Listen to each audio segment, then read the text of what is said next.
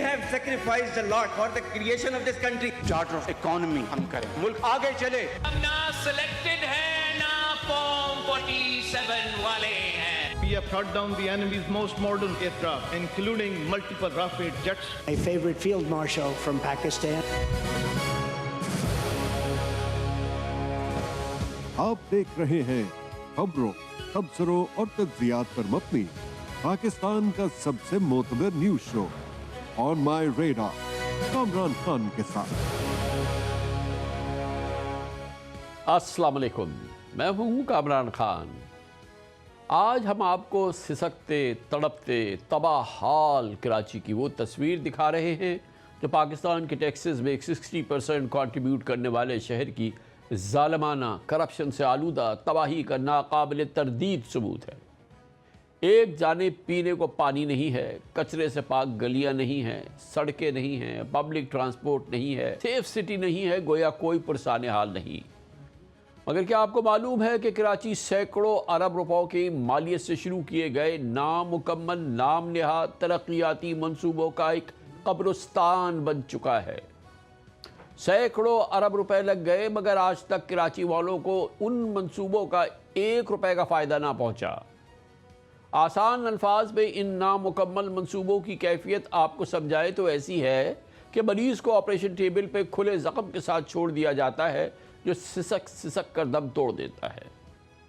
2 دہائیوں سے جاری اس روش نے کراچی کو میگا پروجیکٹس کا قبرستان بنا دیا ہے، جہاں ان نام نہاد منصوبوں پر سینکڑوں ارب روپے خرچ ہو چکے ہیں اور یہ منصوبے سسکتے دم توڑنے کے نزدیک ہیں. مگر ان منصوبوں کی لاشیں دفنائی نہیں گئی بلکہ سڑنے کے لیے چھوڑ دی گئی ہیں. آج اپنے اس پروگرام میں آن مائی ریڈار میں ہم آپ کو ایک ایک کر کے ایسے منصوبوں کا احوال سنائیں گے جو کراچی کے ان منصوبوں کے تباہ کن بھیانک منظر نامے کی عکاسی کرے گا. ان نشانی اب عبرت بن جانے والے منصوبوں میں سر فہرست کراچی میں پانی کی فراہمی کا K4 منصوبہ ہے. 24 سال گزر گئے کراچی کو 260 ملین گیلن یومیہ پانی کی فراہمی کے لیے شروع کیے گئے منصوبے کی درجنوں ڈیڈ لائنز آئیں اور گزر گئیں. ان 24 سالوں میں 20 سال پاکستان پیپلز پارٹی کی ان انٹرپٹڈ حکومت رہی ہے. درجنوں ڈیڈ لائنز آئیں اور گزر گئیں. لاگت 25 ارب سے 250 ارب تک پہنچ گئی. لیکن یہ منصوبہ 24 سال گزرنے کے بعد بھی آج بھی مکمل نہیں ہوا اور دور دور تک مکمل ہوتا نظر نہیں آ رہا. یہ معاملہ ہے کراچی کے پانی کا. K4 کا منصوبہ مجھے یاد ہے کہ قائم علی شاہ صاحب بھی وزیر اعلیٰ تھا. اس زمانے میں مجھے اس پہ بریفنگ دیا گیا. قائم علی شاہ صاحب پھر وزیر اعلیٰ بنا، اس زمانے میں بھی اس K4 کا بریفنگ مجھے دیا گیا. مراد علی شاہ صاحب وزیر اعلیٰ بنا، مجھے K4 کا بریفنگ دیا گیا. اور آج بھی میں خوش ہوں کہ ایک بار پھر ہم K4 کے افتتاح پہ موجود ہیں. 20 سال سے کام چلتا آ رہا ہے. کراچی کو شباز سپیڈ کی ضرورت ہے وزیر اعظم صاحب. میں اس ملک کا وزیر خارجہ ہوں وزیر اعظم صاحب. میں ٹینکر سے پانی لیتا ہوں، خریدتا ہوں. پھر باری آتی ہے S3 پروجیکٹ کی. کراچی کا یومیہ 500 ملین گیلن سے زائد سیوریج اور صنعتی فضلہ ملا پانی سمندر میں گرتا ہے. یہ دنیا میں آج کل جو کلائمیٹ کے حوالے سے جس طرح کی اویکننگ ہے، یہ ایک بہت بڑا جرم ہے. اس سمندری آلودگی کی روک تھام کے لیے 2007 میں سپریم کورٹ آف پاکستان نے نوٹس لیا تھا، جس کے بعد حکومت سندھ نے Karachi greater sewerage treatment project شروع کیا. اس منصوبے کی ابتدائی لاگت 8 ارب روپے تھی.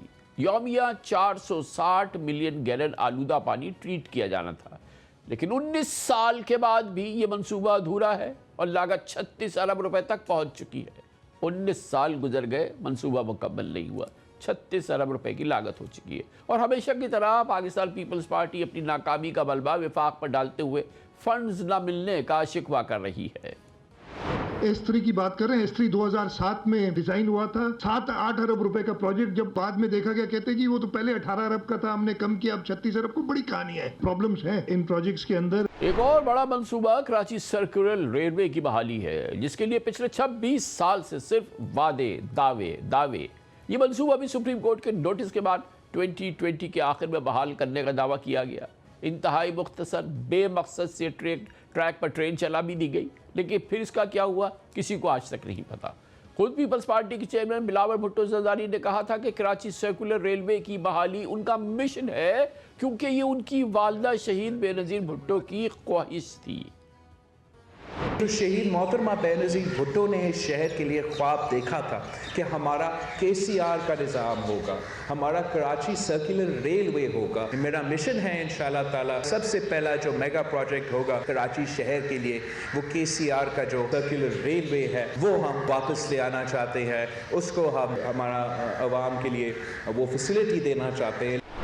اس کے بعد 2022 میں اب سے کم از کم 4 سال پہلے ایک بار پھر 294 بلین روپیز کی لاگت سے کراچی سرکولر ریلوے منصوبے کو 2025 تک مکمل کرنے کا وعدہ کیا گیا تھا، تاہم اب تک اس منصوبے کا کچھ عطا پتہ بھی نہیں ہے۔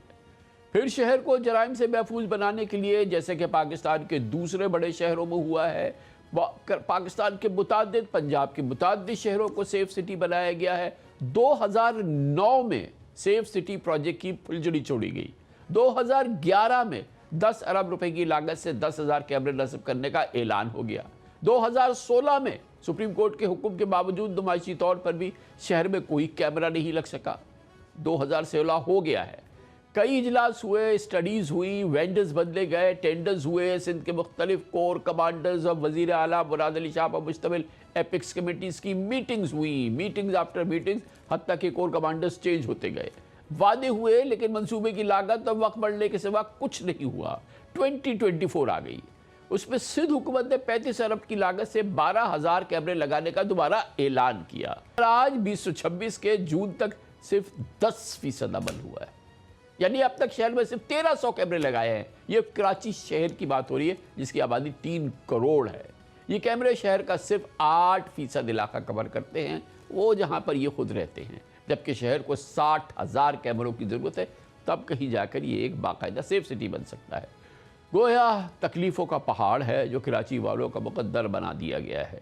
تازہ ترین مثال دیکھنی ہو تو یونیورسٹی روڈ کا چکر لگا لے، جہاں روزانہ لاکھوں شہری ٹریفک جیم میں پھنستے ہیں، گڑھوں سے بچتے ہیں، دھول مٹی کھاتے گزرتے ہیں۔ 4 سال پہلے حکومت سندھ نے ریڈ لائن منصوبے کے نام پر یہ سڑک کھود دی تھی، اس کا خمیازہ شہری آج تک بھگت رہے ہیں۔ عذاب سے بھی بڑھ کے عذاب ہے اس روڈ پہ۔ اب یہاں سے جانا اور پھر واپسی آنا تو ایک سمجھ لو جنگ لڑنے کے برابر ہے۔ 4 سال سے بھگت رہے ہیں، گاڑی یہاں تک نہیں آ پاتی، یہاں سے وہاں نہیں جا پاتی ہے۔ پتہ نہیں اللہ کو معلوم ہے کیا کون سی سزا ہے اور کیا کیے کی سزا ہے۔ کوئی ہے اس پاکستان اس کراچی کا پوچھنے والا؟ آپ بنا رہے ہیں عظیم شاہکار، آپ کم از کم یہاں کانسٹیبل تو کھڑا کریں، وہ ٹریفک تو کنٹرول کریں۔ ٹرک والے رکشوں پہ چڑھے جاتے ہیں، بچوں پہ چڑھے جاتے ہیں، کہاں ہیں مراد علی شاہ صاحب؟ ایسے روڈ ہمیں ایسے میٹرو دینے سے ہمارے پرانے روڈ بہت اچھے تھے۔ کراچی والے بڑا صبر کر رہے ہیں اور ان کو نا وہ آ گیا ترکی کی طرح جوش، تو یہ گھما کے رکھیں گے ان کو۔ اب سے 7 سال پہلے یعنی 2019 میں شروع ہونے والا ریڈ لائن منصوبہ کراچی میں ٹرانسپورٹ کے حوالے سے ایک بڑی امید کی کرن تھی، مگر شروع تو ہوا، مگر حسب روایت کئی ڈیڈ لائنز آئیں اور گزر گئیں۔ لاگت 124 ارب سے بڑھ کر 170 ارب تک پہنچ گئی۔ پہلے 2024 میں یہ منصوبہ مکمل ہو جانا تھا، اب سے 2 سال پہلے تو مکمل ہو جانا تھا۔ پھر 2026 کی تاریخ آئی، یعنی اس سال، آج کل 2028 کی بات ہو رہی ہے۔ شور بڑا، کراچی والوں کی چیخیں اسلام آباد راول پنڈی تک پہنچی تو وہی ہوا جو ہوتا آیا ہے۔ یونیورسٹی روڈ کی تعمیر کا منصوبہ پاک فوج کو حوالہ کرنے پڑا۔ وزیر اعلیٰ مراد علی شاہ نے بے بسی کا اظہار کرتے ہوئے شہریوں سے باقاعدہ معافی مانگی اور اس کھڈر سڑک کی تعمیر FWO کو حوالے کر دی۔ پورے کراچی کے شہریوں سے معذرت کہ اس میں اتنا ٹائم لگا ہے۔ جو پچھلا کانٹریکٹر تھا، جو آج سے 4 سال پہلے آئی بلیو اس کو کام دیا گیا تھا، اس کا کام بالکل اپ ٹو دا مارک نہیں تھا۔ ہم نے بڑی کوشش کی، اس کو پش کیا۔ میں نے بات کی تھی DG FWO سے اور ہم نے کہا کہ یہ ہم ایمرجنسی بیسس پہ فرنٹیئر ورک آرگنائزیشن سے یہ کام کرانا چاہتے ہیں اور وہ موبلائز ہو گئے ہیں، کام کر رہے ہیں۔ لیکن اصل منصوبہ یعنی ریڈ لائن BRT ٹھپ ہو گیا ہے۔ اصل منصوبے کی بات کریں نا، سڑک تو بعد کی بات ہے، وہ منصوبہ ہی ٹھپ ہو گیا ہے۔ منصوبے کے ڈیزائن پر سوالات اٹھے، تعمیراتی کام بالکل سب سٹینڈرڈ قرار دے دیا گیا۔ منصوبے کی فنڈنگ کرنے والے ایشین ڈیولپمنٹ بینک نے طویل عرصے تک ریڈ لائن کو پروجیکٹ ایکٹ رسک میں شمار کیا اور آخر کار تعمیرات پر اعتراض کرتے ہوئے فنڈنگ دینے سے ہی انکار کر دیا۔ सिंध हुकूमत ने पूरा मलबा ठेकेदार पर डाल दिया, लेकिन साबिक ठेकेदार नाअहली और बदइंतजामी का जिम्मेदार सिंध हुकूमत को करार दे रहा है। ठेकेदार भी तो आपने सिलेक्ट किया था। इस तरह BRT प्रोजेक्ट्स का दूसरा मंसूबा येलो लाइन शुरू होते ही करप्शन का शिकार हो गया। अब आइए आप दूसरे मंसूबे की तरफ। यह है कराची का मास ट्रांजिट के मामला। $439 मिलियन की लागत से 2019 में शुरू होने वाला, ये भी 7 साल पहले शुरू हुआ। ये मंसूबा इसी साल मुकम्मल होना था, लेकिन अब तक सिर्फ 20% काम हो सका है। और ये मंसूबा तकमील के लिए 2029 की डेडलाइन का मुंतज़िर है। चीफ मिनिस्टर इंस्पेक्शन टीम ने इस मंसूबे में ठेकेदारों को मुय्यना तौर पर 8.5 अरब रुपए की गैर कानूनी अदायगियों की तकसीम कर दी है। ये अदायगियाँ हुकूमत सिंध की जानिब से दी गई हैं, वही ठेकेदार के खुद ही जिसका के इंतखाब किया गया था। मेगा प्रोजेक्ट्स के इस कब्रिस्तान में बेकफन पड़े इन मंसूबों का मुस्तकबिल क्या होगा, इस पर हम बात करते हैं। हमारे साथ मौजूद हैं पाकिस्तान के नामवर इन्वेस्टिगेटिव रिपोर्टर जनाब इख्तियार खोकर, जो कि तवील अरसे से इन तमाम मामलात को कवर करते आए हैं। बहुत बहुत शुक्रिया इख्तियार खोकर साहब। पहले तो ये फरमाइएगा कि क्योंकि ये सब ये मामलात जो हैं ये हम मुसलसल इसको अपडेट करते रहे हैं, ये करते रहे। ये ताज़ा तरीन जो मामला इनमें सामने आया है, ये सारे जो हैं वो ये है येलो लाइन वाला, कि जो कि इस साल बिल्कुल मुकम्मल हो जानी थी। और अच्छा, ना कि ये मुकम्मल नहीं हुई, ऐसा नहीं है कि अब शायद कल हो जाएगी या 1 साल बाद हो जाएगी या 6 महीने बाद हो जाएगी, ये गई है। और आगे की डेडलाइन भी इतनी लंबी आती है कि वो अब भूल भी जाएं 2029 में। सबसे पहले तो उसका बताइए ना कि ये येलो लाइन का क्या हुआ। येलो लाइन में ये वाली ताज़ा तरीन खबर है। ये कहाँ से कहाँ तक की थी? ये दाऊद चौरंगी लांडी से शुरू होनी थी और ये कोरंगी से होती हुई और फिर FTC से नुमाइश तक जाना था इनको। ये 21 किलोमीटर का कॉरिडोर है, डेडिकेटेड कॉरिडोर तामीर होना है। तो उसमें हुआ ये है कि CM साहब को रिपोर्ट आई, प्रोजेक्ट इंतजामिया ने ये रिपोर्ट दी कि साबिक प्रोजेक्ट डायरेक्टर साहब जो थे उन्होंने ठेकेदारों को काम हुआ ही नहीं है, वो 8.5 अरब रुपये की अदायगियाँ कर दी हैं। फिर CM साहब ने ये इंस्पेक्शन टीम जो है उनको दिया, उन्होंने इन्वेस्टिगेट किया इसको। तो वहाँ उस पर ये हुआ कि वो एक ठेकेदार, चाइनीज़ ठेकेदार था, वो खुद वहाँ पेश हुए, जो रिपोर्ट में बताया गया है। तो उसने जाके खुद बताया कि जी मुझे तो प्रोजेक्ट डायरेक्टर ने बुलाकर खुद कहा कि आपको अदायगियाँ करते हैं, आप दरख्वास्त दे दें। और तो फिर मैंने उनको 2 अरब रुपये उसे मिले। तो उसमें एक जाम सादिक ब्रिज है जिस पे तकरीबन 95% की अदायगी हुई है और काम जो है 55% हुआ है। 2 डिपोज हैं, एक पे 35% काम हुआ है और अदायगियाँ 90% की। क्लासिक एग्जाम्पल है कि सिंध में इन मंसूबों में और कराची के मंसूबे, ये ट्रांजिट के मंसूबे, मास ट्रांजिट के मंसूबे हैं, जहाँ पे ट्रांसपोर्ट नाम की कोई चीज़ नहीं है, पब्लिक ट्रांसपोर्ट नाम की चीज़ नहीं है, वहाँ के लिए क्रिटिकल मंसूबे, उसका ये हशर। अच्छा, ये हो गई येलो लाइन का, ये भी आपने फरमाया। रेड लाइन तो एक बड़ी कहानी है ना खान साहब। रेड लाइन के साथ जो इन्होंने किया, अभी पिछले दिनों उन्होंने कैंसिल कर दिया एक ठेकेदार, उसका एक जो कॉन्ट्रैक्ट था उनका, एक लॉट 2 जो है मौसमियात से नुमाइश तक का। तो वो ठेकेदार ने जाके कोर्ट में पिछले दिनों जब वो पेश हुआ तो खुली कोर्ट में उसने कहा कि मुझसे पैसे मांगे गए और इतने बार, और मैं किस किस को पैसे दूं। और उन्होंने कोर्ट से दरख्वास्त की कि बराए मेहरबानी ये मामला नेब को भेजा जाए और तहकीकात कराई जाए। वो कोर्ट में चिल्ला रहे थे और उन्होंने कहा कि आप कमीशन बिठाएं, तहकीकात कराएं कि मेरे ऊपर कह रहे हैं कि यहाँ इस मंसूब के साथ हुआ क्या है।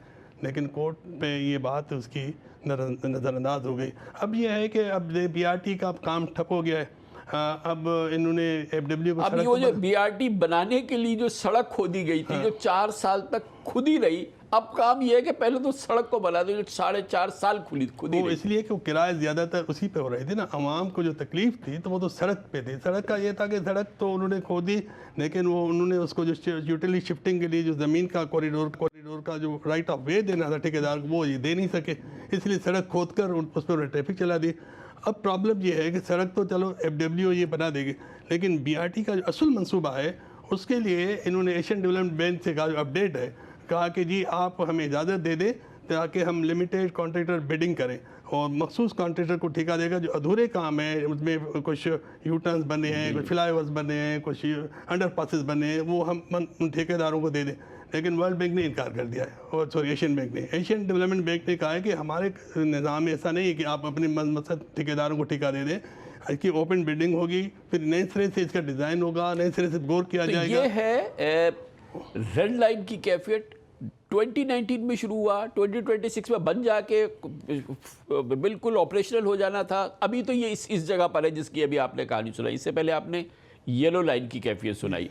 अच्छा, अब आप बता दें कि एक और वो जो नवाज शरीफ साहब ने बनाई थी जो कि ग्रीन लाइन थी, जो कि वो अब कहाँ तक पहुँची है? जितनी उन्होंने बनाई थी वहाँ तक तो बन गई थी, उसके बाद का क्या? गुरु मंदिर तक जो आ गई थी। गुरु मंदिर तक आ गई थी। अब उसका खान साहब एक कॉरिडोर बनना है नुमाइश से लेकर टावर तक। ये 4 किलोमीटर का कॉमन कॉरिडोर इसको कहते हैं। तो ग्रीन लाइन का वो कॉमन कॉरिडोर का है, बड़ी दिलचस्प बात है। मगर कितने साल से है ये? इसको पता नहीं कितना 10-15 साल गुजर गए वो नहीं बन। अब उसमें ये एक दिलचस्प बात ये है, ये 4 किलोमीटर का कॉरिडोर है और इसको सिंध गवर्नमेंट और वफाकी गवर्नमेंट ने आधा आधा कर दिया है। यानी कि अब वो फेडरल गवर्नमेंट उसका एक हिस्सा जो है ना 1.8 किलोमीटर बना रही है नुमाइश से लेकर जामा कला तक। वो उस पर काम चल रहा है, सड़क खुदी हुई है, ट्रैफिक जाम है। लेकिन हम जब गए हमने देखा कि भाई बाकी आगे क्या होगा, आगे तो कोई वो कॉरिडोर नहीं बना। उन्होंने कहा कि ये रेल लाइन मंसूबे के तहत सिंध गवर्नमेंट बनाएगी।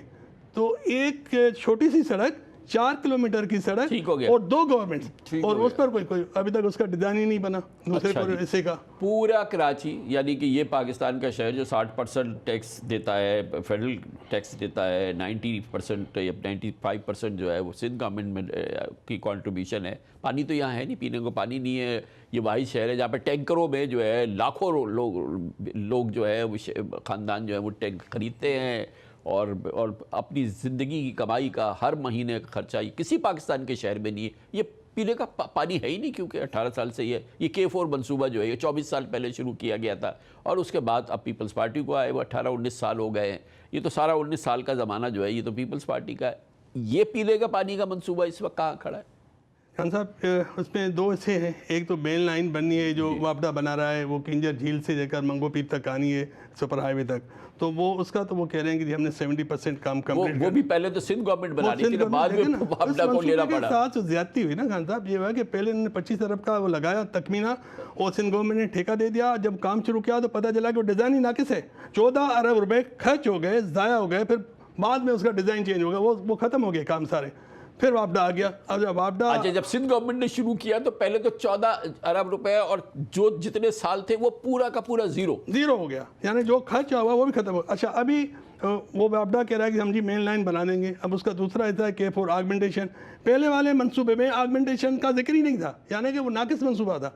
अब आगमेंटेशन ये वर्ल्ड बैंक के मंसूबे जिसके तहत कनेक्ट होना है, मेन लाइन को शहर से कनेक्ट होना है, वर्ल्ड बैंक के ज़रिए वो मंसूबा बना रहे हैं। अब उसमें हम पिछले प्रोग्राम में हमने उसका पूरा घपला बताया कि वो पाइपलाइन बिछाई, वो नाकिस, उसकी कोई वेल्डिंग नहीं, वेल्डिंग उसकी ख़राब, उसकी बिछाने का अमल ख़राब। फिर वर्ल्ड बैंक ने कहा कि इसको उखाड़ो, दोबारा इसको बिछाओ, वो उस पर काम हो रहा है। तो दूसरा जो सबसे बड़ा S3 प्रोजेक्ट जी, जो अब वो है ट्रीटमेंट प्रोजेक्ट जो पाकिस्तान उसके साथ सीवरेज का, वो बड़ी अजीब कहानी है।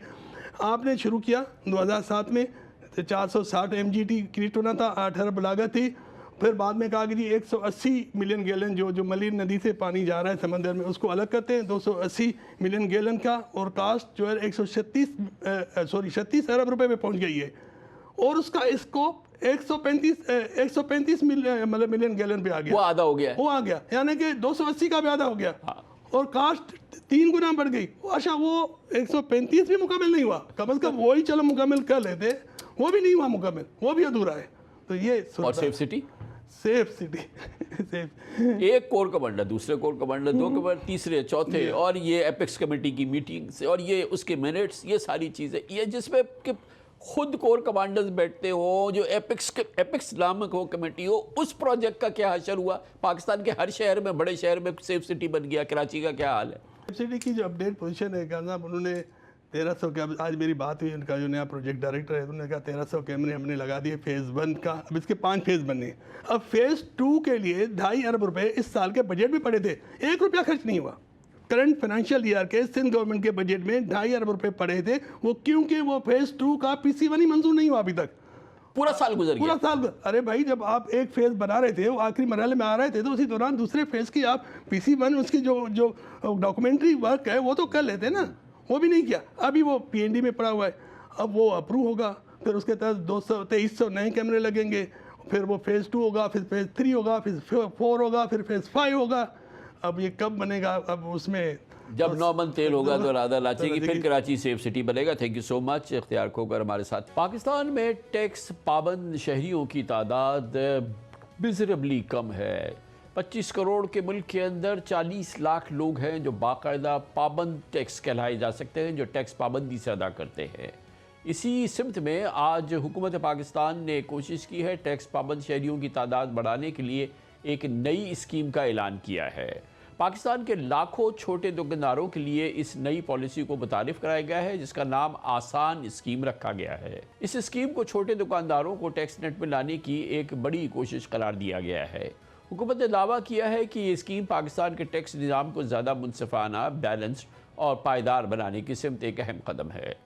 اس کا اعلان وزیر خزانہ محمد اورنگزیب اور وزیر مملکت برائے خزانہ بلال اظہرکیانی نے ایک مشترکہ پریس کانفرنس میں کیا۔ بلال اظہرکیانی نے آسان اسکیم کی تفصیلات بتاتے ہوئے کہا کہ یہ پروگرام چھوٹے تاجروں کو آسان طریقے سے ٹیکس نظام کا حصہ بنانے کے لیے تیار کیا گیا ہے۔ اسکیم کے تحت وہ دکاندار شامل ہو سکیں گے جن کا سالانہ کاروبار یا ٹرن اوور 30 کروڑ 200 ملین یا 20 کروڑ روپے یا اس سے کم ہے۔ انہیں صرف ایک صفحے کا فارم جمع کرانا ہوگا۔ سب سے پہلے اس اسکیم کا اطلاق جو ہے وہ ان دکانداروں پر ہوگا جن کی سال کا ٹرن اوور یا مال فروخت 20 کروڑ روپے یا اس سے کم کی، اور ایسا جو بھی دکاندار ہے اس کے لیے ایک سادہ فارم ہے جو کہ اردو کی زبان میں بھی موجود ہے، پشتو میں بھی، سندھی میں بھی، بلوچی میں بھی، ان سب زبانوں میں یہ فارم موجود ہے، ایک صفحے کا، جس کے اوپر وہ اپنے مال فروخت بیان کریں گے۔ اس کے اوپر 1% کا فکس ٹیکس لگے گا، اور اس میں ود ہولڈنگ ٹیکس جو پہلے سے جمع یا آپ کا کٹا ہوا ہے وہ اس میں ایڈجسٹ ہوگا، مگر اس میں ایک شرط ہے کہ فارم یا گوشوارہ جمع کرانے کے وقت کم سے کم بھی دکاندار کو 25,000 روپے نقد جمع کرانا ہوگا۔ کسی بھی صورتحال میں جتنا بھی آپ کا ٹرن اوور ہو یا جتنا بھی آپ کی ود ہولڈنگ ٹیکس ہو، اسکیم ہو، اس اسکیم کا فائدہ اٹھانے کے لیے آپ کو کسی بھی دکاندار کو کم سے کم نقد 25,000 روپے جمع کرانے ہوں گے۔ مگر ساتھ ہی ساتھ ان کے پاس یہ آپشن بھی موجود ہے کہ اگر وہ نارمل ٹیکس ریجیم میں رہنا چاہتے ہیں تو وہ اس میں بھی رہ سکتے ہیں۔ یہ دونوں آپشنز ٹیکس پیئر کے پاس یا دکاندار کے پاس موجود ہیں۔ دیکھتے ہیں کہ 25,000 روپے سالانہ بھی جمع کراتے ہیں یا نہیں۔ حکومت کا اندازہ ہے کہ پاکستان میں 30 سے 40 لاکھ چھوٹے دکاندار ہیں۔ اگر ان میں سے بڑی تعداد اس اسکیم میں شامل ہوتی ہے تو پاکستان کا ٹیکس بیس بڑھ جائے گا، ٹیکس نیٹ میں اضافہ ہو جائے گا۔ یہی وجہ ہے کہ وزیر خزانہ محمد اورنگزیب نے اسے تاجروں کے مطالبے اور مشاورت سے تیار کی گئی اسکیم قرار دیا۔ یہ آج کا جو قدم ہم اٹھانے جا رہے ہیں، یہ چھوٹے دکاندار، یہ جو پورا سیگمنٹ ہے، تخمینہ ہے کوئی 30 سے 40 لاکھ، یہ جو ہماری چھوٹے دکانداروں کی برادری ہے وہ اس زمرے میں آتے ہیں۔ یہ ان کی مشاورت اور مطالبے کے مطابق آج یہ جو اسکیم ہے اس کو متعارف کرایا جا رہا ہے۔ اسٹیٹ منسٹر فار فائنانس بلال اظہرکیانی نے اس اسکیم کے فوائد بتاتے ہوئے کہا کہ اسکیم میں شامل دکانداروں کو FBR کی جانب سے ایک خصوصی پلیٹ دی جائے گی جس پر منفرد QR کوڈ موجود ہوگا، اور اس پلیٹ کی موجودگی میں FBR کے افسران دکان میں داخل نہیں ہوں گے۔ جو دکاندار اس اسکیم میں آئے گا، اس فارم کو جمع کرائے گا، تو اس کو FBR کی طرف سے ایک پلیٹ ملے گی۔ اب وہ اپنی دکان کے باہر وہ پلیٹ لگا سکے گا۔ اس پلیٹ کے اوپر دکان کا نام، دکان کا MTN نمبر اور ٹیکس یہ عیا ہوں گے، اور ساتھ ہی ساتھ نیچے یہ لکھا ہوا ہے کہ یہ دکاندار ایک فرض شناس ٹیکس گزار ہے۔ ساتھ ہی ایک QR کوڈ ہے۔ اس QR کوڈ کا مقصد یہ ہے کہ اگر کوئی بھی FBR کا انسپیکٹر بازار میں پھر رہا ہے اور اگر وہ کسی دکان کے باہر یہ پلیٹ دیکھتا ہے تو اس پہ یہ لازم ہوگا کہ اگر اس دکان کی طرف وہ جانا چاہتا ہے تو سب سے پہلے وہ اس پلیٹ کو سکین کرے گا، اس پہ QR کوڈ کو، اور اگر وہ پلیٹ جائز ہے تو پھر قانونی طور پر وہ اس دکان میں نہیں داخل ہو سکے گا۔ پاکستان میں تاجروں اور FBR کے درمیان سب سے بڑا تنازع ہمیشہ آڈٹ، انسپیکشن اور ہیراسمنٹ کے خدشات رہے ہیں۔ حکومت کا کہنا ہے کہ اس اسکیم میں شامل دکانداروں کو معمول کے آڈٹ سے استثناء حاصل ہوگی۔ صرف بڑے اور غیر معمولی کیسز میں تاجر تنظیموں سے مشاورت کے بعد آڈٹ کیا جائے گا۔ اس کے علاوہ اسکیم میں شامل تاجروں کو POS سسٹم سے استثناء بھی مل جائے گا۔ جو دکاندار اسکیم میں آئیں گے، جو فارم انہوں نے جمع کرایا ہوگا، وہ عمومی طور پر آڈٹ سے اس کو استثناء ہوگی۔ جن کیسز میں جہاں پہ کوئی بہت بڑا کوئی مسئلہ ہوگا تو تاجر تنظیموں کے ساتھ مشاورت کر کے आगे किसी ऑडिट की तरफ जाया जाएगा। दूसरा फायदा जो भी दुकानदार इस स्कीम में आएंगे, जो FBR की POS की रिक्वायरमेंट है, पॉइंट ऑफ सेल की मशीन की, उससे इनको इस्तिस्ना हासिल हो जाएगी। और आखिर में जो भी दुकानदार इस स्कीम में आएगा उसको फिर विद होल्डिंग एजेंट भी रहने की ज़रूरत नहीं होगी। बज़ाहिर देखा जाए तो हुकूमत सिर्फ टैक्स वसूली नहीं बल्कि ट्रस्ट खरीदने की कोशिश कर रही है, क्योंकि पाकिस्तान में मसला सिर्फ टैक्स रेट का नहीं बल्कि टैक्स सिस्टम पर एतमाद का भी है। माजी में मुतादिद हुकूमतों ने छोटे ताजरों को टैक्स नेट में लाने की कोशिश की, जिसमें मौजूदा हुकूमत भी शामिल है, लेकिन नताइज नहीं मिल सके।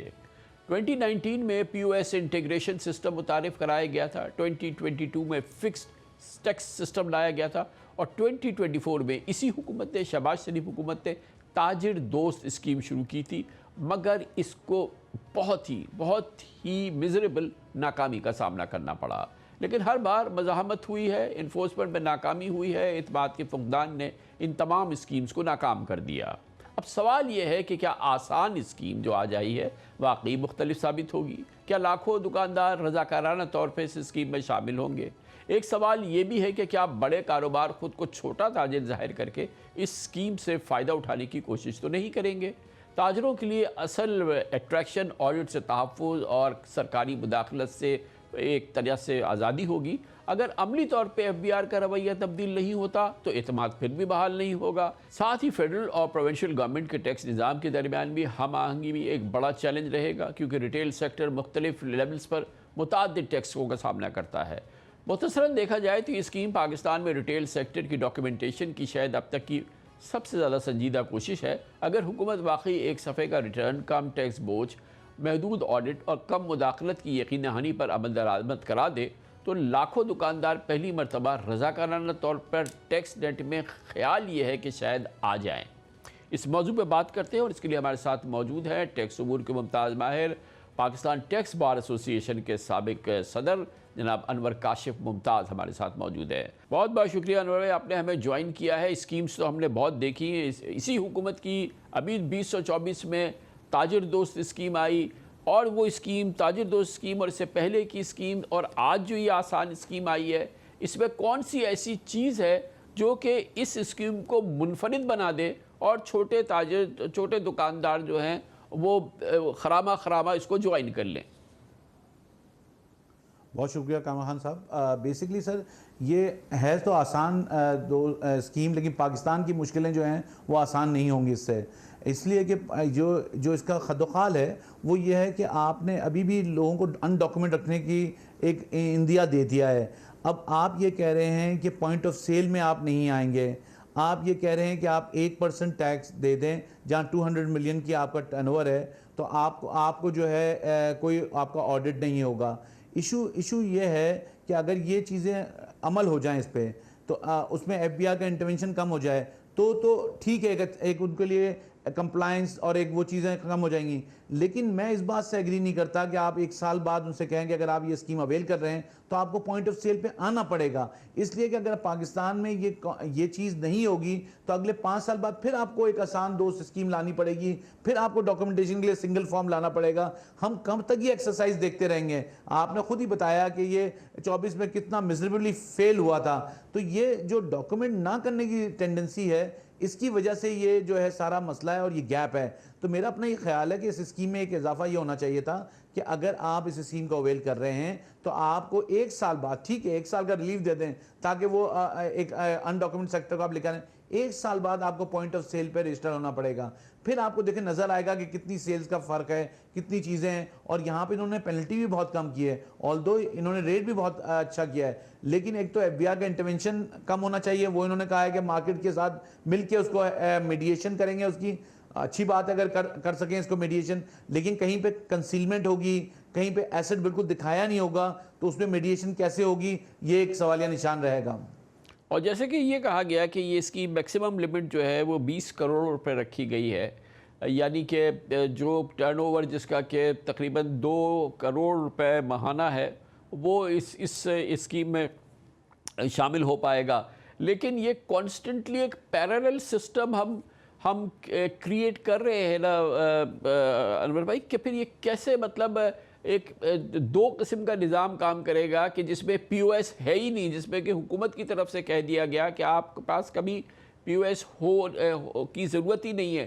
تو وہ جو سپلائرز ہے جو کہ کسی رجسٹرڈ ریٹیلر کو یا کسی مال میں یا کسی اچھی بڑی دکان میں دے رہا ہے, جو سورس وہی ہے, تو وہ تو اس کی تو خواہش یہ ہوگی کہ وہ چھوٹی چھوٹی دکانیں کھلوا دے اور وہاں پہ وہ اس کو جو ہے وہ کم قیمت پہ بھی بیچ سکتا ہے, اور ظاہر ہے کہ پھر وہ ٹیکس کی 1% ٹیکس پہ بھی اس کا کام ہو جائے گا. سر آپ نے تو پوری پلاننگ بتا دی لوگوں کی, بالکل یہی ہوگا جو آپ نے بتایا ہے. لوگ چھوٹی دکانیں کھولیں گے, اس کو اسپریڈ کر دیں گے. اصل میں آپ خود ان کو راستہ دیتے ہیں. اب آپ نے کہا کہ آپ ود ہولڈنگ ایجنٹ نہیں ہوں گے, آپ ٹیکس نہیں کاٹیں گے. اگر آپ ان کو یہ آپشن دے رہے ہیں, اس کا مطلب جو سپلائی چین کے لوگ ہیں وہ اب ڈاکومنٹ نہیں ہو سکیں گے.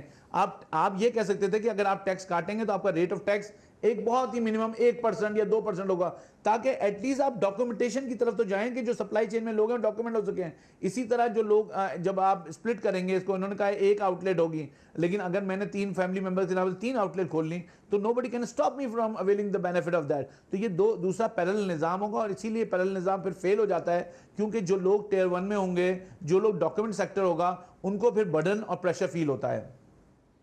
گویا کہ میں مثال کے کہہ رہا ہوں کہ جو بڑے نامی گرامی برانڈ ہیں وہ ایک مال میں بھی کام کر رہے ہیں. وہی برانڈ جو ہے وہ اس کے لیے کیا مشکل ہے, یا کہ 40 سے وہ اس نے دکانیں کھلوا دی جہاں پر کہ وہ یہ 18% سیلز ٹیکس ہے, اور جو دوسرے مسائل ہیں, اور ویسے بھی کاسٹ آف ڈوئنگ بزنس نہیں ہے, POS نہیں ہے, یہ کچھ نہیں ہے. تو وہ تو ایک مشرومنگ اس کاروبار کی ہو جائے گی, اور حکومت کو شاید جو مین POS بیسڈ جو رجسٹرڈ بزنس ہے جو اس سے ریونیو آ رہا تھا شاید وہ کم ہو جائے. سر میں سے ایک قدم آگے جاؤں گا کہ وہ پرانا برانڈ بند کر کے دوسرا نیا برانڈ کھول لیں گے جس میں اس اسکیم کا بینیفٹ اٹھا لیں گے. تو وہ تو آپ کو پتہ ہی ہے کہ اگر آپ لوپ ہولز دیں گے تو لوگ فائدہ اٹھائیں گے. تو میرا پوائنٹ یہ ہے کہ اس کو 6 مہینے سال بھر کے بعد پوائنٹ آف سیل پہ رجسٹر ہونا چاہیے, ان کو ڈاکیومنٹ کرنا چاہیے, اس کے بعد ان کو ود ہولڈنگ ایجنٹ بھی ہونا چاہیے.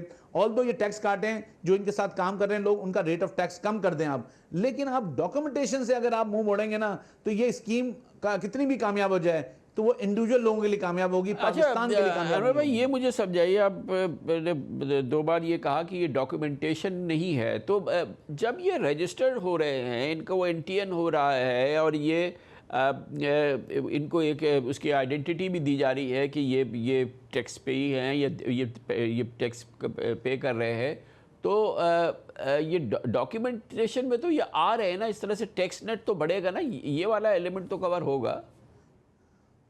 سر اب وہ نمبرز کتنے آتے ہیں یہ تو مجھے اور آپ کو نہیں پتا, لیکن مجھے جو لگ رہا ہے وہ نمبرز اتنے زیادہ نہیں آئیں گے جتنی وجہ سے. لیکن آپ نے دیکھا 2 ایمنسٹی بیک ٹو بیک آئیں, اس کے باوجود بھی آپ کے نمبر آف فائلرز نہیں بڑھ سکے.